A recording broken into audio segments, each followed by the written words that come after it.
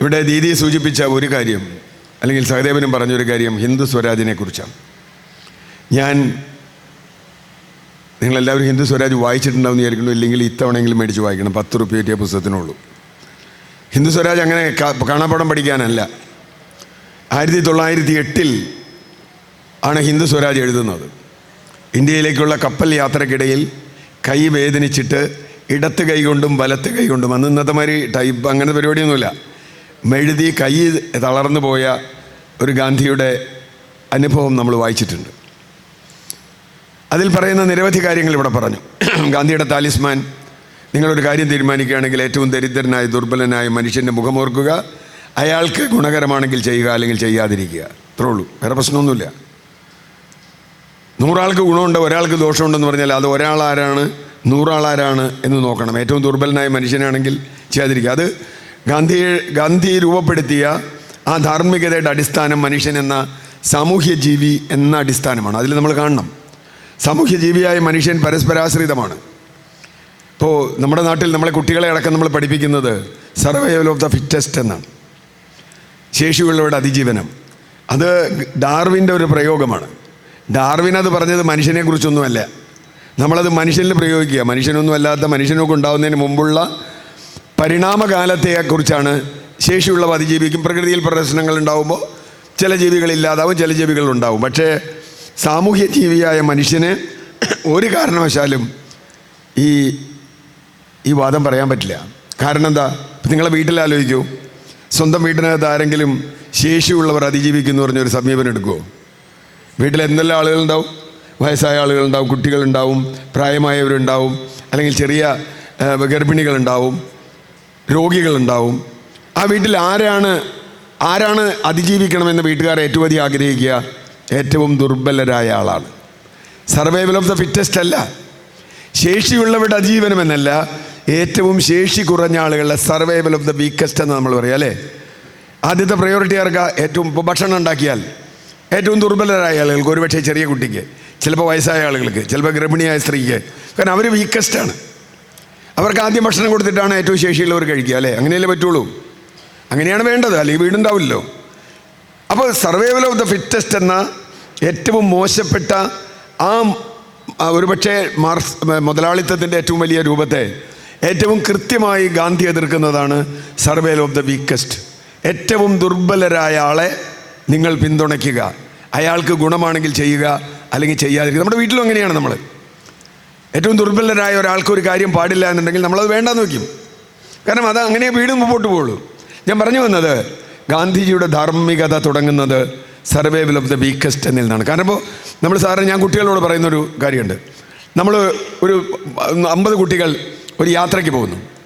ആ കുട്ടികളിൽ പലർ നടന്നാ പോണേ. ആ കുട്ടികളിൽ ഒരാൾക്ക് 10 കിലോമീറ്റർ വേഗതയിൽ 1 മണിക്കൂർ പോകാൻ പറ്റും. വേറൊരാൾക്ക് മുടന്തുണ്ട്, പതുക്കെ നടക്കാൻ പറ്റും. ഒരാൾക്ക് 1 കിലോമീറ്റർ പോലും 1 മണിക്കൂറിൽ നടക്കാൻ പറ്റില്ല. ചിലർക്ക് 2 കിലോമീറ്റർ നടക്കാം. നമ്മൾ ആ ഗ്രൂപ്പ് പോവാണ്. ആ ഗ്രൂപ്പിൻ്റെ വേഗത എന്തായിരിക്കും? നമുക്ക് ആ ഗ്രൂപ്പിൻ്റെ വേഗത 10നും ആവറേജ് എടുക്കാൻ പറ്റില്ല. പറ്റുമോ?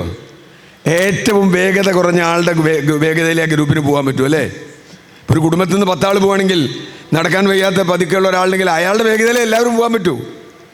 കാരണം നമ്മൾ കുറേ ആൾ വലിയ വേഗതയുണ്ട്, ഞാനങ്ങ് മുമ്പോട്ട് പോയി, വേറെ കുറേ ആൾ പിന്നോട്ട് പോയി, അത് ഒരു കുടുംബത്തിൻ്റെ യാത്രയാവില്ല, അല്ലെ ഒരു ഗ്രൂപ്പിൻ്റെ യാത്രയാവില്ല.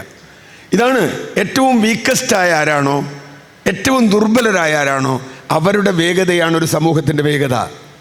അത് കാണാൻ നമുക്ക് കഴിഞ്ഞില്ലെങ്കിൽ സമൂഹം ഛിന്ന ഭിന്നമായി പോകും. അതാണ് അസമത്വത്തിലേക്ക് നയിക്കുന്നത്. ഇതാണ് ഗാന്ധി പഠിപ്പിച്ച ഏറ്റവും പ്രധാനപ്പെട്ട പാഠം തോന്നുന്നു. രണ്ടാമത്, ഗാന്ധിയോട് അതിൽ ഒരു ചോദ്യോത്തര രൂപത്തിൽ ഒരു ചോദ്യം ചോദിക്കുന്നുണ്ട്. സാങ്കേതിക വിദ്യയെക്കുറിച്ചുള്ള സമീപനം എന്താണ്? നമ്മളിപ്പോഴും ഗാന്ധി എന്തോ ഒരു പഴഞ്ചനാണ്, ആൾക്ക് തിരിയാത്തൊരു ചർക്ക തിരിക്കുന്ന ആളാണ്. നമ്മളാണെങ്കിൽ AI കാലമാണ് അല്ലേ? AI ആണ് നമ്മുടെ കയ്യിലുള്ളത്, പിന്നെ എന്ത് ഗാന്ധി എന്ന് ചോദിക്കുന്നവരുണ്ട്. ഗാന്ധിജി യന്ത്രവൽക്കരണത്തെക്കുറിച്ചും ടെക്നോളജിയെക്കുറിച്ചും വളരെ കൃത്യമായി നിലപാടുണ്ട്. അന്ന് ഗാന്ധി പറഞ്ഞ് ഇന്ന് ചെയ്യണമെന്നല്ല, അന്ന് ഗാന്ധി പറഞ്ഞതിൻ്റെ സത്ത എന്താണോ അത് ഇന്ന് നമ്മൾ എടുക്കണമെന്നുള്ളതാണ്. ഇന്നിപ്പോൾ നിങ്ങൾ കാറിൽ പോകണോ, നിങ്ങൾ മറ്റേ വിമാനത്തിൽ പോകണോ, അല്ലെങ്കിൽ നിങ്ങൾ അതല്ല പ്രശ്നം, കമ്പ്യൂട്ടർ ഉപയോഗിക്കണമെന്നുള്ളതല്ല. എന്താണ് അതിൻ്റെ സത്ത? ആ സത്തയിലേക്ക് വരുമ്പോൾ അദ്ദേഹം പറയുന്നുണ്ട്, ഒരു യന്ത്രത്തെ ഞാൻ വളരെ ഇഷ്ടപ്പെടുന്നു.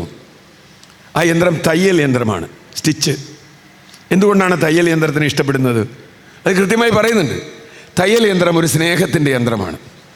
തയ്യൽ യന്ത്രം കണ്ടുപിടിച്ചത് നിങ്ങൾക്കറിയാം, അത് കണ്ടുപിടിച്ച ആൾ അദ്ദേഹത്തിൻ്റെ ഭാര്യ അദ്ദേഹത്തിന് വേണ്ടി തുന്നുമ്പോൾ ആ ഭാര്യയുടെ വിരലിൽ നിറയെ, ഭാര്യയോടുള്ള സ്നേഹം മാത്രമല്ല, അപ്പോൾ ഭാര്യയുടെ വിരലിൽ നിറയെ ഇങ്ങനെ സൂചിയുടെ പാടുണ്ടാവും. അദ്ദേഹത്തിന് കണ്ടിട്ട് സങ്കടമായി. അങ്ങനെയാണ് സ്വിംഗർ വന്നിട്ട് അദ്ദേഹം ഒരു മെഷീൻ കണ്ടുപിടിക്കുകയാണ്. കാരണം എൻ്റെ തുന്നുന്ന ആളുടെ കയ്യിൽ ഈ സൂചി കൊള്ളാത്ത തരത്തിലുള്ളൊരു യന്ത്രം വേണം. അപ്പോൾ ഗാന്ധി പറയുന്നത് തയ്യൽ യന്ത്രം ഒരു സ്നേഹത്തിൻ്റെ യന്ത്രമാണ്. ഗാന്ധിയോട് പിന്നെ ചോദിക്കുന്നുണ്ട്, നിങ്ങൾ തീവണ്ടി നല്ല ഗുണമല്ലേ? അത് ചോദ്യമാണ്. തീവണ്ടി വേഗം ആളുകളെ അങ്ങോട്ടും ഇങ്ങോട്ടും ട്രെയിൻ അന്ന് കണ്ടുപിടിച്ച കാലമാണ്. നമ്മളീ പറയുന്ന 1908 ഇന്ത്യയിൽ പോലും ഒന്നും തീവണ്ടി വന്നിട്ടില്ല. ഇംഗ്ലണ്ടിലൊക്കെയാണ് തീവണ്ടി വന്നിട്ടുള്ളത്. അപ്പോൾ അദ്ദേഹം ഇംഗ്ലണ്ടിൽ നിന്ന് വന്ന ആളാണ്. അദ്ദേഹം പറയും തീവണ്ടി നല്ല സാധനമാണ്, ആളുകളെ ഇവിടെ നിന്ന് അങ്ങോട്ട് കൊണ്ടുപോകും, അവിടെ നിന്ന് ഇങ്ങോട്ട് കൊണ്ടുവരും. പക്ഷേ ഒരു കുഴപ്പമുണ്ട്, ആളുകളെ കൊണ്ടുപോകുന്ന പോലെ അത് രോഗാണുക്കളെയും കൊണ്ടുപോകും അല്ലേ? രോഗാണുക്കളെ കൊണ്ടുപോയില്ലേ? നമ്മളതറിയാൻ ഒരു ബുദ്ധിമുട്ടും വേണ്ട. ഗാന്ധി ജീവിച്ചിരുന്ന 1919 ലോകത്തെ ഞെടുക്കിയ പ്ലേഗ് ഉണ്ടായി. പ്ലേഗ് ഉണ്ടായപ്പോൾ ആദ്യം നിർത്തിവെച്ച എന്താ? ട്രെയിനാണ്. കാരണം അന്ന് ഏറ്റവും വേഗം പോകുന്ന ട്രെയിനാണ്. നമ്മുടെ ആളുകളോട് ഇപ്പോൾ അതൊന്നും പറയണ്ട അല്ലേ? 2 കൊല്ലം മുമ്പ് നമ്മൾ കണ്ടതല്ലേ, ഒരു കൊറോണ വൈറസ് വന്നപ്പോൾ കോൺകോഡ് വിമാനം എവിടെ പോയി? വീട്ടിൽ ബെൻസ് കാറുണ്ട്, ഒരു കാര്യമില്ല. അതിവേഗം പോകുന്ന ബൈക്കുണ്ട്, ഒരു ഗുണവുമില്ല, ഉപയോഗിക്കാൻ പറ്റില്ല. ഒരു വൈറസിൻ്റെ മുമ്പിൽ നിങ്ങളുടെ കോൺകോഡ് വിമാനവും റോക്കറ്റും കാറും ബെൻസ് കാറും ഹൈവേയും കേരളയിൽ നിങ്ങൾ അത് നിർത്തിവെക്കും അല്ലേ? ഒക്കെ നിർത്തിവെച്ചില്ലേ? അപ്പോൾ ആ ഒരു കൊല്ലം നമ്മളിൽ ഒരു വാഹനവും ഇല്ല. നമ്മുടെ വേഗത എന്തായിരുന്നു? ഇപ്പോൾ നേരത്തെ സഹദേവൻ ചോദിച്ചു, വേഗത എങ്ങനെയാണ് നമ്മൾ സ്പീഡ് നിശ്ചയിക്കുന്നത്? ഇപ്പോൾ ഗാന്ധി പറഞ്ഞ ആ ചോദ്യത്തിൽ നിന്ന് തന്നെയാണ് അത് തുടങ്ങുന്നത്. ഞാൻ ഹിന്ദു സ്വരാജ് വായിക്കണം നിങ്ങൾ. അത് ഇന്നത്തെ ഒരു കാലഘട്ടത്തിലേക്ക് ഹിന്ദു സ്വരാജ് അത് ട്രാൻസ്ലേറ്റ് ചെയ്യണം. ഞാൻ ട്രാൻസ്ലേറ്റ് ചെയ്യാൻ തന്നെ പറയാം.